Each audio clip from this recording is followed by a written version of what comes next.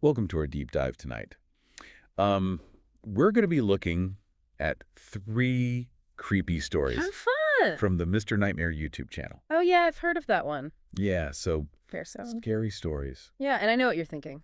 YouTube. YouTube. For spooky stories. But that's part of the fun, right? We get to kind of lean into the what if. Right, and explore those creepy possibilities that Yeah. maybe we wouldn't otherwise. Exactly. Yeah. So tonight we're going to be looking at a story about a mysterious woman in an old farmhouse.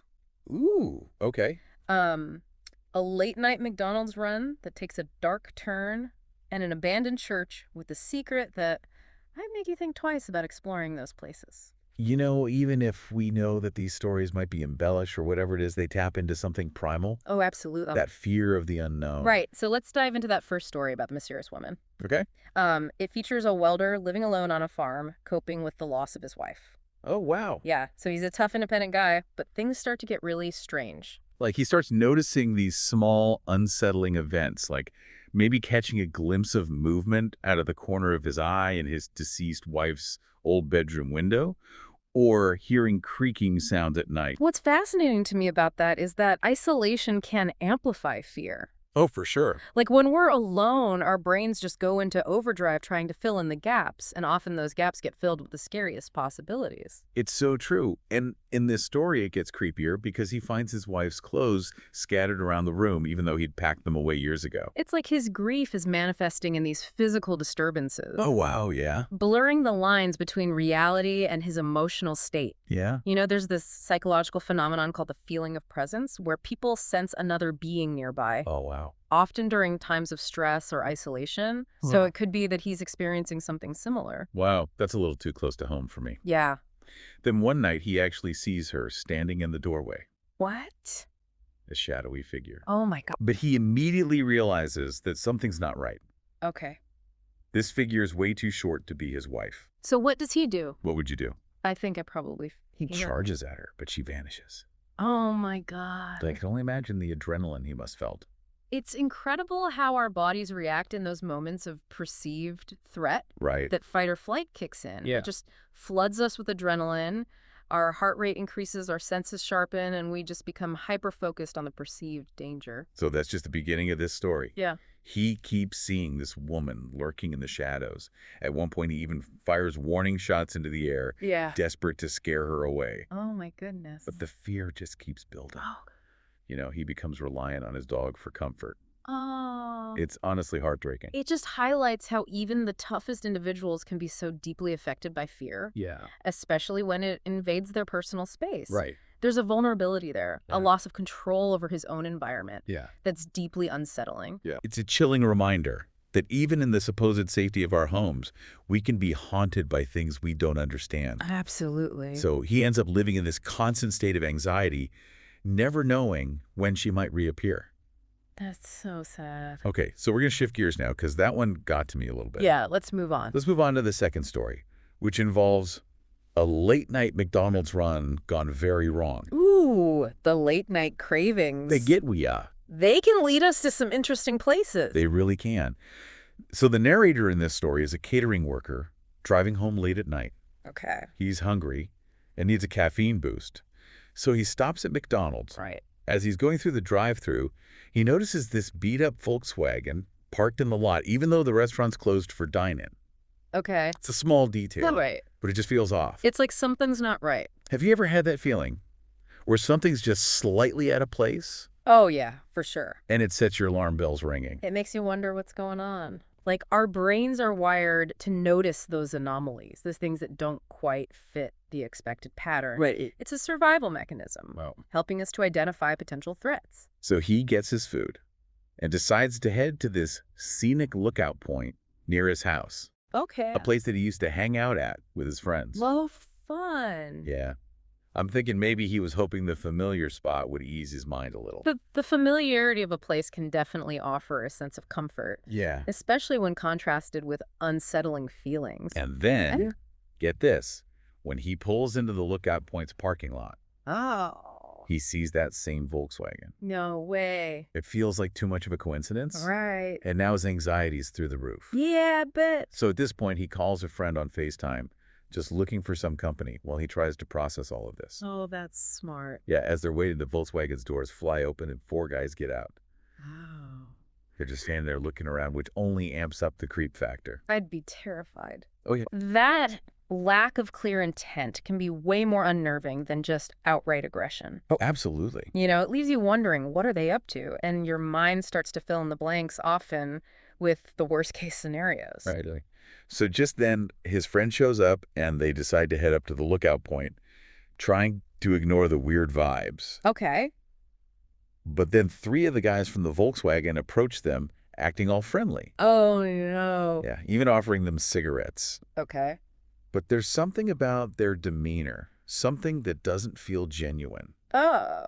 Yeah, it reminds me of that uncanny valley effect where something that appears almost human, Right. but not quite right, can trigger a sense of unease or even revulsion.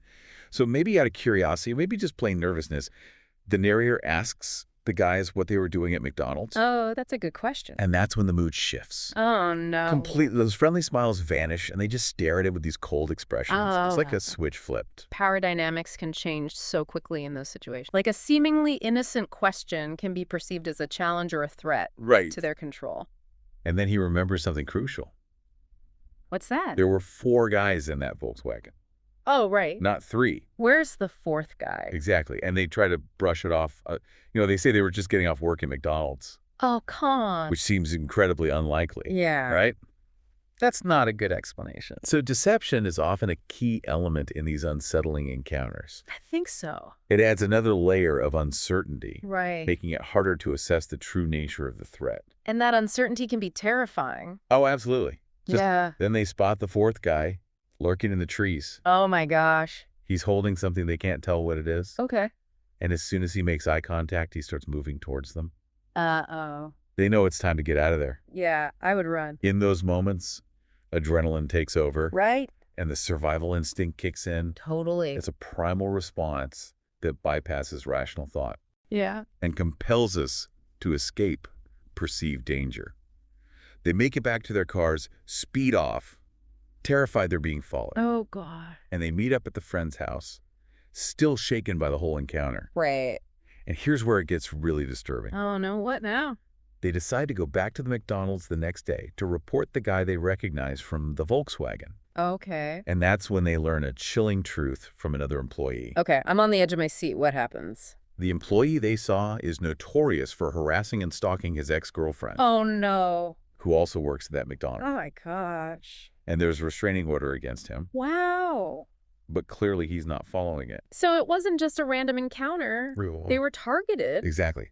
Their late-night snap run turned into a brush with a stalker, Oh, my gosh. and they're left wondering if he'll try to find them again. That's a terrifying thought.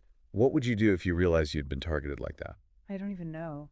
It reminds us that even the most mundane activities can take a dark turn. Yeah, for sure. And sometimes our gut instincts are trying to warn us of something Right. that we can't consciously perceive. Okay, so we've explored 2 stories so far, both with those unsettling themes of intrusion and vulnerability. Right.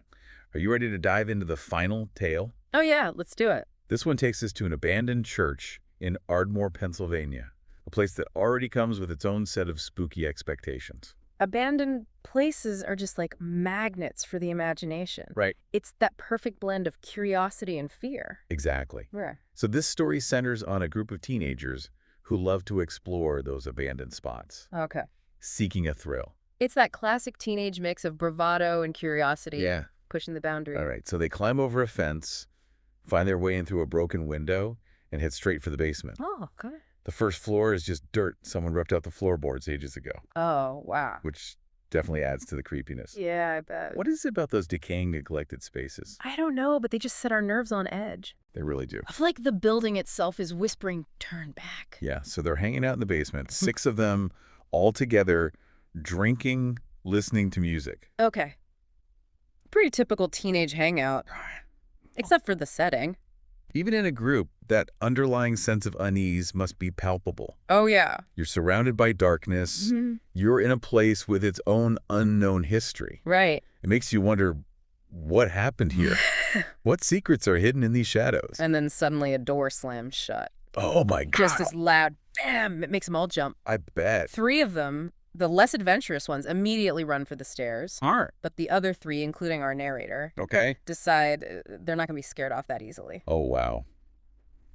What would you do in that situation? I think I would run. Yeah. I'm not very brave. So they cautiously approach the room where the door slammed shut. Okay. It's a small room, and the first thing they see is a dresser with a cracked mirror. But it's not just any cracked mirror.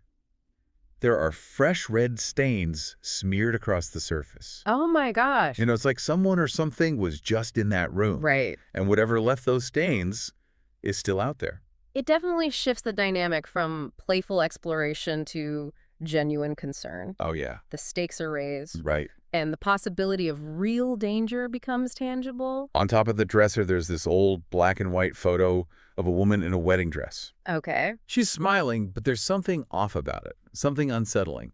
Creepy. It makes you wonder about the stories behind these objects, Right. the lives that touched this place before it was abandoned. Yeah, the photo adds another layer of mystery. You're right. Who is this woman? What's her connection to this abandoned place? Exactly. And why does her image feel so disturbing? They're starting to get really creeped out at this point, but then they hear another noise. Uh-oh. This time, it's not a door slamming. Oh. It's coming from the room they were just in. The main basement room, that's when the other two friends decide they've had enough. Yeah. And our narrator agrees. I would too. It's that feeling of being watched, Right. of being hunted, Yeah. that can send shivers down your spine. Absolutely. It's no longer just a spooky adventure. It feels like something is deliberately trying to frighten them. They grab their stuff and run out of the church as fast as they can as they're climbing over the fence. Our narrator glances back and swears he sees the silhouette of a person standing in the open window. Oh, no. He can't be sure if it's real or just his imagination playing tricks on him, but it's enough to send shivers down his spine. Have you ever had that experience Oh, yeah, for sure. where you're not sure if what you saw was real, Right. but the doubt lingers long after the event?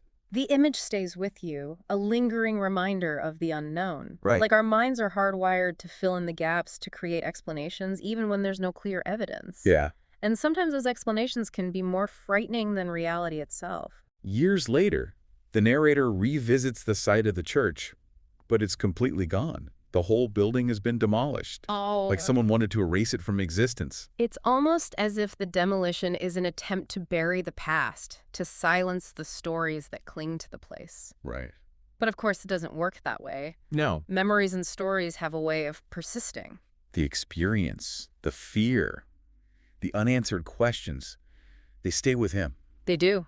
Okay, so we've explored 3 very different stories, each with its own unique blend of creepiness. That's true.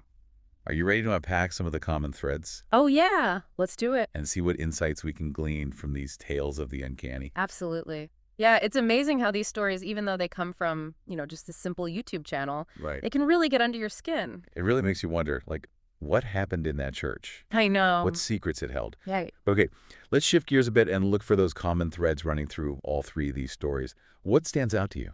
Well, each story kind of plays on a different aspect of fear, Right. but they all share that element of the unexpected, that disruption of our sense of safety and security. That's so true.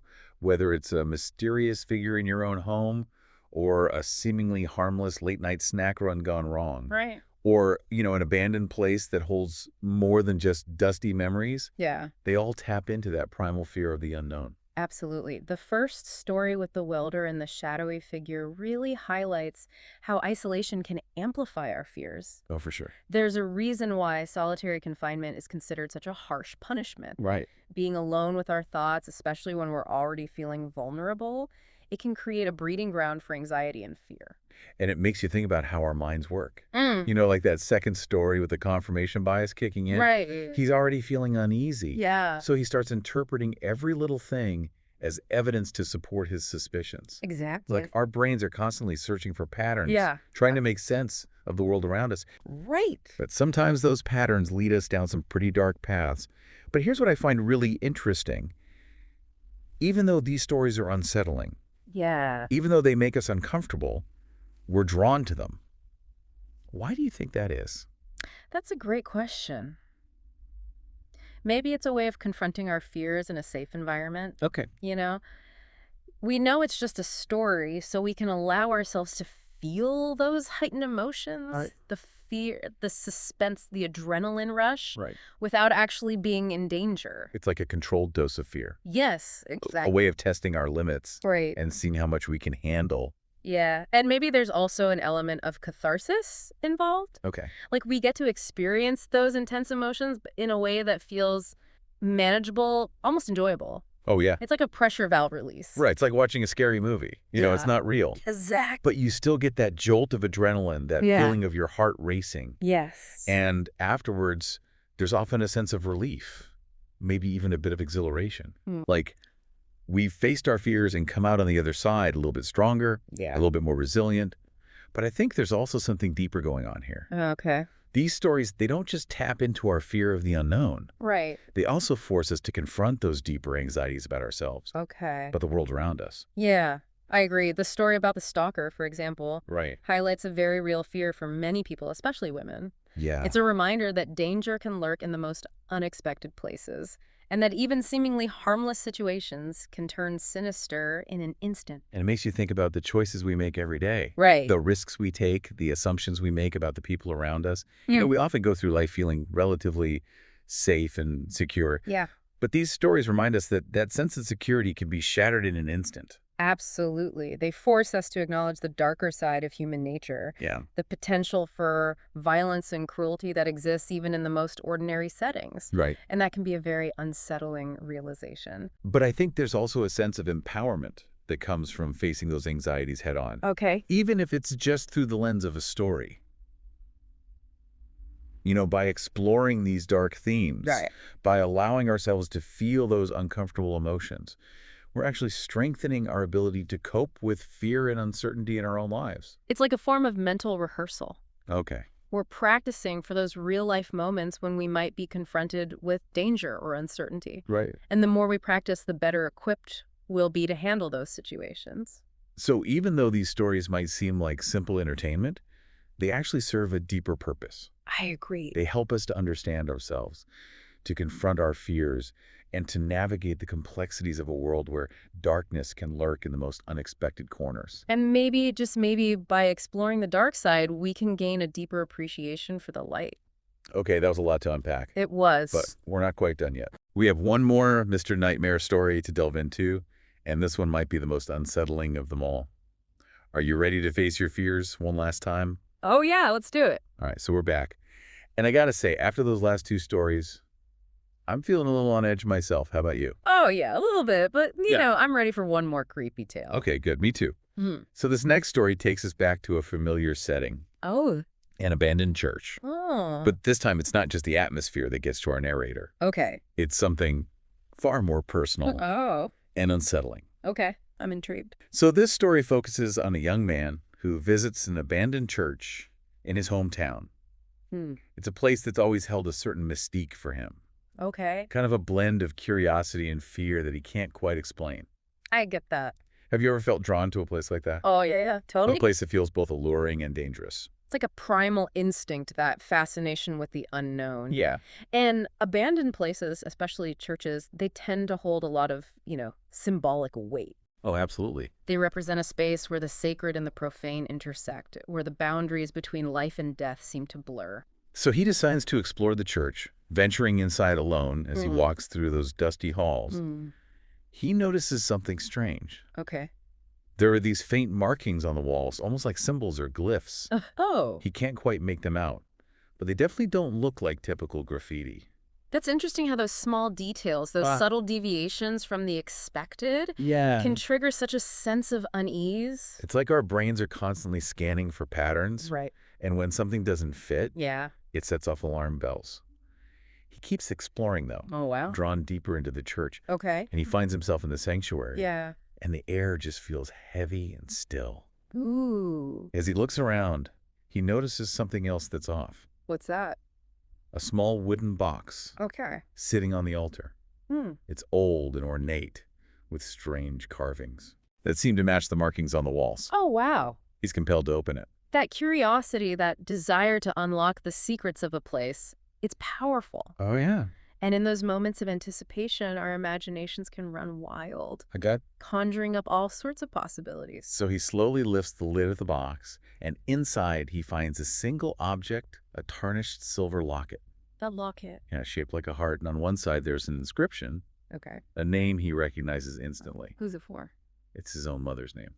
Wow, so the story takes on a whole new dimension of personal significance. I know, It's no longer just a creepy exploration. right? It's a journey into his own family history, a confrontation with the unknown past. And it gets even weirder. Okay. On the other side of the locket, there's this tiny portrait, faded with age, Okay. of a woman he's never seen before. Huh. She's beautiful with dark, piercing eyes Okay. that seem to stare right through him. He feels this strange connection to her, Wow. a mix of familiarity and unease. It's like he stumbled upon a hidden truth, a secret that's been buried for years. Right. And that discovery can be both exhilarating and terrifying, It is. especially when it forces us to question everything we thought we knew about our own lives. He leaves the church, shaken with the locket clutched tightly in his hand. He doesn't tell anyone about his discovery, Okay. but he can't shake this feeling that he's uncovered something significant, Yeah. something that might change everything. Wow.